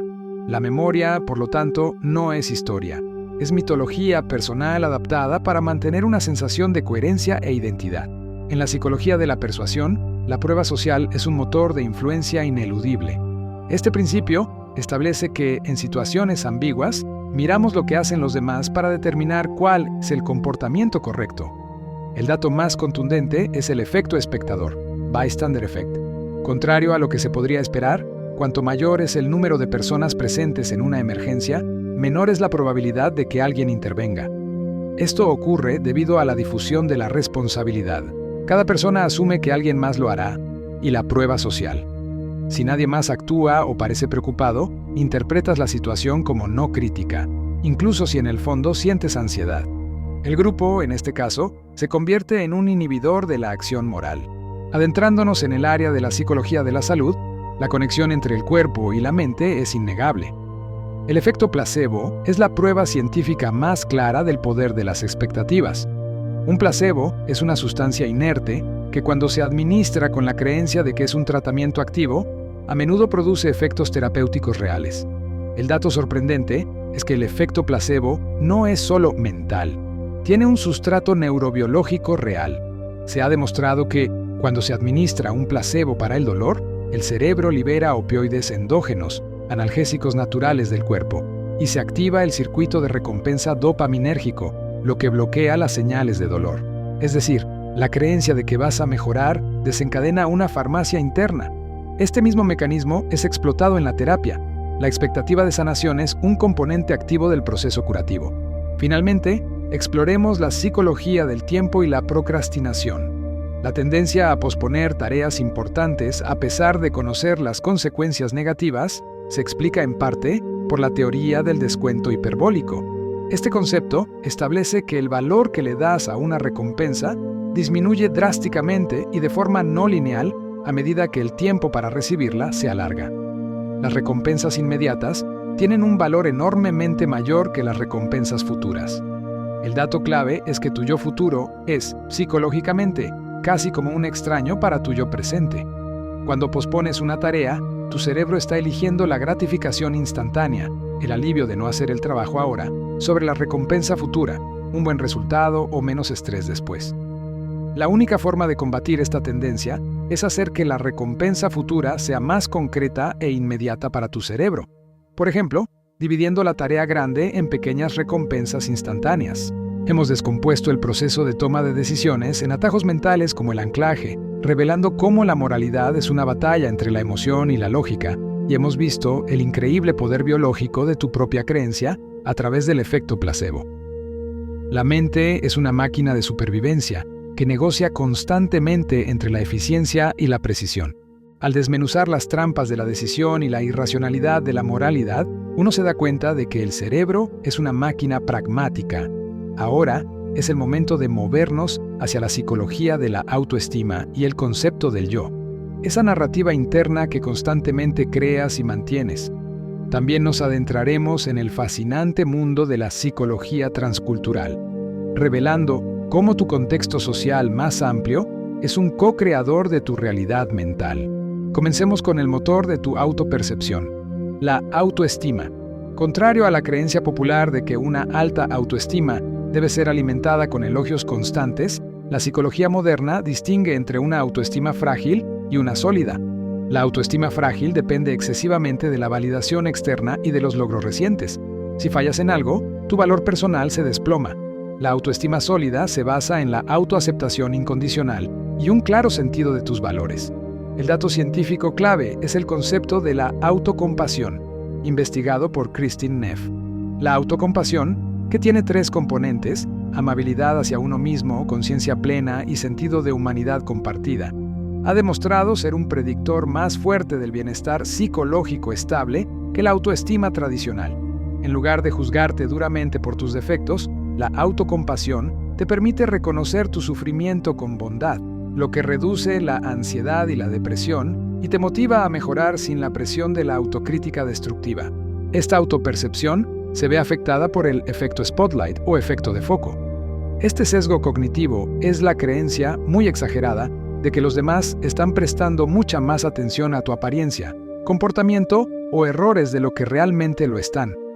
El dato asombroso es que tu cerebro está tan centrado en la información de ti mismo que sobreestimas el grado en que eres el foco de la atención de otros.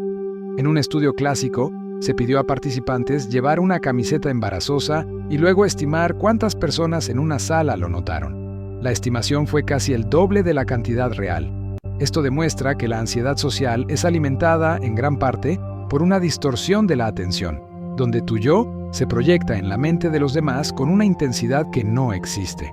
La gente a tu alrededor está, de hecho, mucho más ocupada con su propio efecto spotlight que contigo.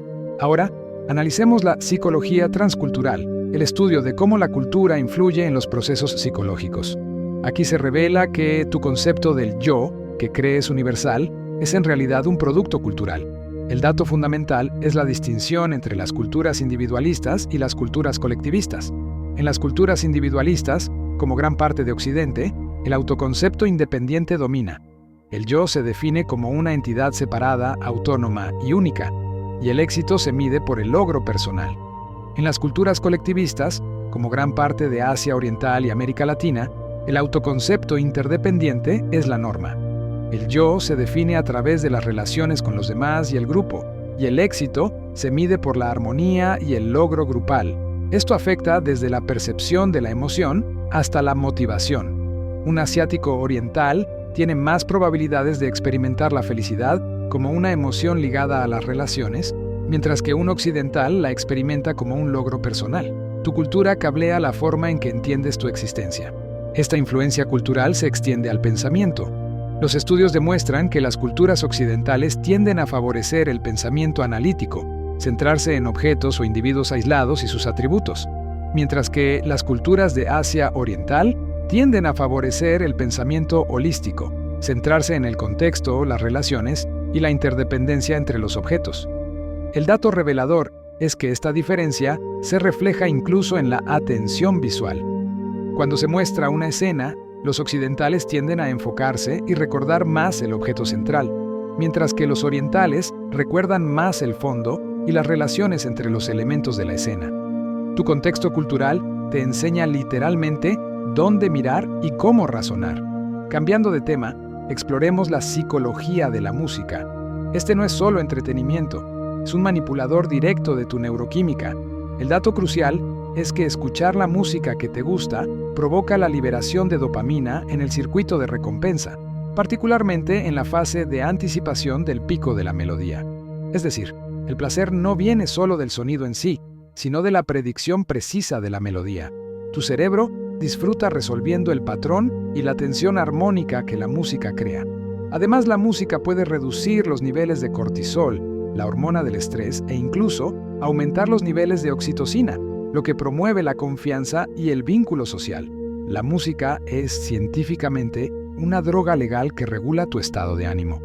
Hablemos de la psicología del humor. El humor, más allá de la risa, es un proceso cognitivo avanzado.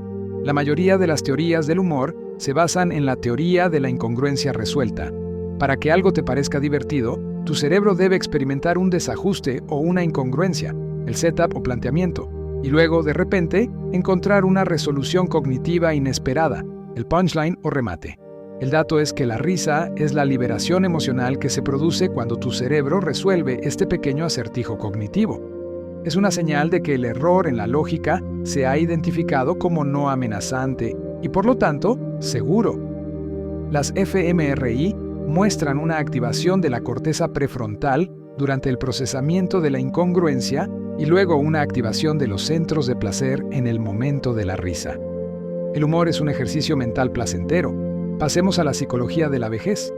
El proceso de envejecimiento no es solo una declinación, es una reorganización de prioridades. La teoría de la selectividad socioemocional, desarrollada por Laura Carstensen, explica por qué las personas mayores a menudo reportan un mayor bienestar y emociones más positivas que las personas más jóvenes. El dato crucial es que, a medida que el tiempo percibido se acorta, las personas seleccionan activamente experiencias y relaciones que son emocionalmente significativas y satisfactorias, y evitan las que son superficiales o generadoras de estrés. Los jóvenes priorizan la adquisición de conocimiento, ampliando el círculo social, mientras que los mayores priorizan la regulación emocional, profundizando el círculo social. No es que la vida se vuelva más fácil, es que el cerebro mayor se vuelve más eficiente al filtrar la negatividad y concentrarse en el placer simple y profundo. Para concluir esta sección, consideremos la psicología del riesgo. La forma en que percibes y actúas ante el riesgo está fuertemente influenciada por la emoción, no por la estadística. El fenómeno conocido como afecto heurístico explica que tus decisiones se basan en el sentimiento positivo o negativo que un estímulo evoca inmediatamente. Las tecnologías o actividades que se asocian con sentimientos positivos, como el sol o el mar, se perciben como de bajo riesgo, mientras que aquellas asociadas con miedo o negatividad, como la energía nuclear o los productos químicos, se perciben como de alto riesgo, incluso cuando los datos objetivos sugieren lo contrario. El dato es que, en la toma de decisiones complejas, la reacción visceral emocional a menudo precede y anula el cálculo racional. No decides por el dato, decides por el instinto. Ya cubrimos la ciencia detrás de una autoestima sólida, la manera en que tu cultura dicta tu forma de pensar, la poderosa química de la música y el filtro positivo de la vejez. Tu cerebro está demostrando ser un gestor de información, un constructor de narrativas y un ser profundamente influenciado por el contexto cultural y social. Ya has aprendido sobre los sesgos cognitivos, la influencia cultural en tu forma de pensar y cómo tu cerebro se engaña a sí mismo para mantener la autoestima. Ahora, enfocaremos el estudio en la neuropsicología de la conciencia y el sueño, dos de los estados más fundamentales y enigmáticos de la existencia. También examinaremos la psicología de la persistencia y la motivación intrínseca, lo que realmente te impulsa a seguir adelante cuando todo se pone difícil. Hablemos primero del estado en el que pasas un tercio de tu vida, el sueño. El sueño no es un estado de apagado pasivo, es una fase increíblemente activa de tu mente. El dato científico crucial es la existencia de dos fases principales, el sueño de movimiento ocular rápido, REM, y el sueño no REM, que se divide en etapas de sueño ligero y profundo. Se ha demostrado que el sueño no REM juega un papel vital en la consolidación de la memoria declarativa, hechos y eventos, transfiriendo información del hipocampo, memoria a corto plazo, a la corteza cerebral, memoria a largo plazo. Por otro lado, el sueño REM es crucial para la consolidación de la memoria procedimental y la integración emocional. Los sueños, que ocurren principalmente en la fase REM, actúan como un proceso de terapia nocturna. Tu cerebro repasa recuerdos emocionales, pero en un estado neuroquímico donde los niveles de norepinefrina, la hormona del estrés, son extremadamente bajos. Esto permite que el cerebro reprocese las experiencias traumáticas o estresantes sin la carga emocional intensa, atenuando el impacto de los recuerdos difíciles. Profundizando en el sueño, existe el fenómeno de la higiene del sueño. El dato impactante es que la deprivación de sueño, dormir menos de 7 u 8 horas consistentemente, tiene un efecto similar a la intoxicación por alcohol en la función cognitiva. La falta de sueño reduce significativamente la actividad en la corteza prefrontal, la parte del cerebro responsable del juicio, la planificación y el control de impulsos. Esto explica por qué tomar decisiones racionales se vuelve mucho más difícil cuando estás cansado. Además, la falta de sueño ha sido relacionada con una hiperreactividad de la amígdala, volviéndote más emocionalmente reactivo e irritable.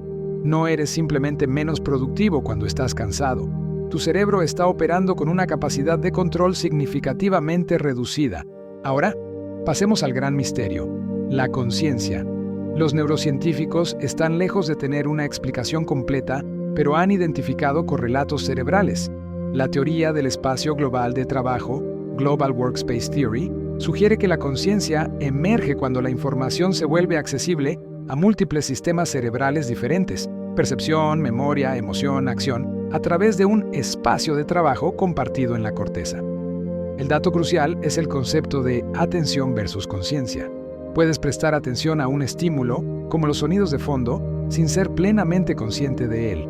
La conciencia parece requerir un umbral de activación neuronal más alto y un proceso de broadcasting de la información a través de grandes redes cerebrales para que la información se convierta en una experiencia subjetiva. El misterio de cómo estos procesos eléctricos se transforman en la sensación subjetiva de yo sigue siendo el mayor desafío de la neurociencia. Exploremos ahora la psicología de la motivación intrínseca. ¿Qué te impulsa a realizar una actividad por la simple satisfacción de hacerla, sin una recompensa externa como dinero o elogios? El dato científico más fuerte es la teoría de la autodeterminación, TD. Esta teoría postula que los humanos tienen 3 necesidades psicológicas innatas que, cuando se satisfacen, conducen a la motivación intrínseca y al bienestar. Competencia, sentirte eficaz y capaz. Autonomía, sentir que tienes control sobre tus acciones. Y relación, sentir una conexión y pertenencia con otros. El hallazgo impactante es el efecto de sobrejustificación. Si tomas una actividad que ya es intrínsecamente gratificante y le añades una gran recompensa externa, como pagar a un niño por leer, su motivación intrínseca por la tarea a menudo disminuye. El cerebro reinterpreta la actividad, pasa de «hago esto porque me gusta» a «hago esto por la recompensa», socavando el placer inherente. Esto se relaciona con la psicología del logro. La forma en que percibes tus habilidades y el éxito es vital. Carol Dweck desarrolló la teoría de la mentalidad fija versus mentalidad de crecimiento. Las personas con una mentalidad fija creen que sus talentos e inteligencia son rasgos estáticos. Evitan el desafío por miedo al fracaso, ya que un error confirma su limitación inherente. Las personas con una mentalidad de crecimiento creen que sus habilidades pueden desarrollarse a través de la dedicación y el trabajo duro. Ven el fracaso no como una prueba de insuficiencia, sino como una oportunidad de aprendizaje. El dato crucial es que la mentalidad no es fija, es un marco cognitivo que puedes cambiar. Enseñar a los estudiantes a adoptar una mentalidad de crecimiento, haciendo hincapié en el esfuerzo y las estrategias sobre el resultado, conduce a un mayor compromiso, perseverancia y rendimiento académico a largo plazo. Ahora, un concepto de la psicología de la memoria que te protege de la desintegración emocional, la amnesia infantil. ¿Por qué casi nadie tiene recuerdos autobiográficos claros de antes de los 2 o 3 años? El dato científico apunta a la maduración del cerebro. Se cree que la amnesia infantil ocurre porque el hipocampo, la estructura cerebral esencial para formar nuevas memorias a largo plazo, aún está en desarrollo activo durante los primeros años de vida. Además, la ausencia de lenguaje en la primera infancia también juega un papel, ya que el lenguaje es crucial para organizar y almacenar recuerdos en un formato narrativo accesible para la conciencia adulta. Tu mente no ha borrado esos años, simplemente no pudo codificarlos en el formato de memoria explícita que utilizas para recordar eventos. Volvamos a la psicología social y la influencia del grupo. El fenómeno de la polarización de grupo es la tendencia a que la discusión en grupo conduzca a decisiones que son más extremas que la posición inicial promedio de los miembros. Si un grupo tiene una tendencia moderada hacia el riesgo, la discusión en grupo los hará mucho más arriesgados. Si son cautelosos, serán excesivamente cautelosos. El dato científico detrás de esto es la persuasión social, la exposición a argumentos novedosos que favorecen la postura dominante, y la comparación social, la necesidad de verse a sí mismo como un miembro ideal del grupo, adoptando una postura más fuerte para ser percibido como un mejor líder de la opinión grupal. Este fenómeno explica por qué los comités o las cámaras legislativas a menudo terminan con posturas mucho más radicales que la suma de sus partes. ¿Has descubierto el proceso terapéutico de tu cerebro durante el sueño, la diferencia entre la atención y la conciencia, y cómo una mentalidad de crecimiento puede reescribir tu potencial? El funcionamiento de la psique es una maravillosa combinación de procesos automáticos y la posibilidad constante de reorientación consciente. El recorrido a través de la psicología desde los mecanismos básicos de la memoria hasta las complejidades de la conciencia y la toma de decisiones morales, nos ha llevado al umbral final de este profundo análisis. Toca ahora cerrar esta conversación científica, integrando los conceptos de la sabiduría y el significado, que la psicología humanista y existencial considera como la cumbre del desarrollo psíquico. Con esta integración, concluiremos la exposición y cerraremos el guión. La psicología de la sabiduría. La sabiduría, en términos psicológicos, no es simplemente una acumulación de conocimiento, sino una experiencia y un sistema de juicio que se define por el equilibrio, la perspectiva y la profundidad. El dato clave aquí proviene de la investigación sobre el modelo de sabiduría de Berlín, que la define científicamente como la experiencia experta en los asuntos fundamentales de la vida, su planificación, manejo y significado. Esta experiencia se caracteriza por conocimiento factual, saber sobre la vida, conocimiento procedimental, saber cómo manejar los problemas, contextualismo, ver las cosas en su marco cultural y temporal, relativismo de valores, entender que los valores varían, y el reconocimiento de la incertidumbre, aceptar que el futuro no se puede predecir. El hallazgo es que la sabiduría no correlaciona fuertemente con la edad cronológica o el coeficiente intelectual.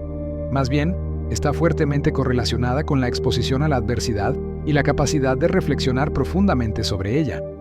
Las personas sabias son aquellas que han luchado con grandes problemas y han logrado extraer significado de la lucha, el sentido de la vida y la terapia existencial. Pasemos a la pregunta fundamental que subyace a toda la psique: el significado de la vida. La psicología existencial y la logoterapia, fundada por Viktor Frankl, postulan que la principal fuerza motivadora en un ser humano no es el placer, Freud, o el poder, Adler, sino la búsqueda de significado. El dato más contundente es que, incluso en las circunstancias más inhumanas y desesperadas, como las vividas por Frankl en los campos de concentración, aquellos que lograban encontrar un propósito futuro, una tarea, un ser amado, un trabajo inacabado, tenían una probabilidad de supervivencia significativamente mayor. La conclusión psicológica es que la mente humana está estructurada para la trascendencia. Necesitamos algo más grande que nuestro propio yo para justificar la existencia y soportar el sufrimiento. La voluntad de sentido es una necesidad psíquica tan poderosa como la voluntad de comer. La jerarquía de necesidades y el potencial humano. Finalmente, integramos este viaje con la psicología humanista y el concepto de la autorrealización, popularizado por Abraham Maslow. La conocida jerarquía de necesidades de Maslow propone que los humanos avanzan a través de etapas de motivación. Primero satisfacen las necesidades básicas, fisiológicas, seguridad, luego las psicológicas, amor, pertenencia, estima, y en la cima buscan la autorrealización, que es el impulso para convertirse en la mejor versión posible de uno mismo. El dato crítico que a menudo se olvida es que Maslow más tarde introdujo el concepto de autotrascendencia por encima de la autorrealización. Este nivel más alto se alcanza cuando la persona se dedica a un propósito que va más allá de sí misma, contribuyendo al bienestar de otros o a causas mayores. El desarrollo pleno de la psique, según la ciencia humanista, no termina en el yo, sino en el servicio al nosotros. Conclusión: la máquina asombrosa de la mente.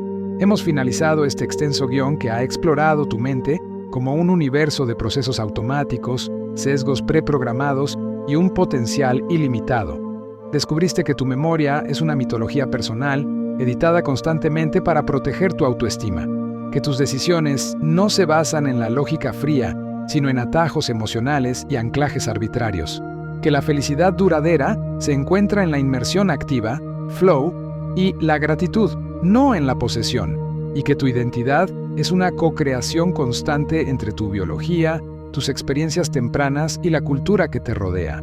La mente es, en esencia, una máquina predictiva brillante, diseñada para la supervivencia y la eficiencia. Esta eficiencia a menudo se logra sacrificando la precisión, dando lugar a los sesgos que te hacen humano. Pero el conocimiento de estos sesgos es, en sí mismo, la herramienta más poderosa para la libertad psicológica.